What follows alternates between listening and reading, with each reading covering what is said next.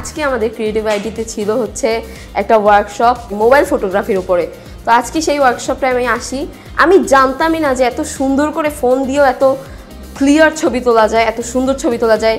আজকের যে ওয়ার্কশপটা হয়েছে, এই ওয়ার্কশপটা আমার জন্য অনেক বেশি প্লাস পয়েন্ট নিয়ে এসেছে।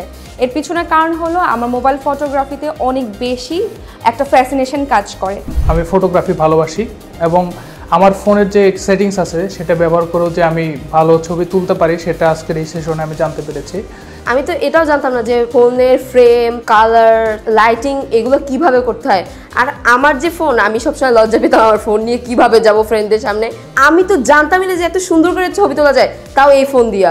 এছাড়াও ফটোগ্রাফি নিয়ে যে আলাদা একটা জব অপরচুনিটিস আছে সেটা সম্পর্কে আমি জানতে পেরেছি। তো আমার মনে হয় এইসব সেশন আরও হওয়া উচিত, হলে আমাদের জ্ঞানের পরিধি বাড়বে এবং নতুন কিছু সম্পর্কে আমরা জানতে পারবো। সর্বপ্রথমে আমি থ্যাঙ্কস দিতে চাই ক্রিয়েটিভ আইটিকে, যারা এত সুন্দর একটি ওয়ার্কশপ আয়োজন করেছে। সাথে থ্যাঙ্কস দিতে চাই এই স্টুডেন্ট ফোরামকে, যেখানে বিভিন্ন ধরনের বিভিন্ন সাবজেক্টের স্টুডেন্টদেরকে একসাথে করছে এবং এত সুন্দর সুন্দর ওয়ার্কশপ দিচ্ছে। Thank you so much.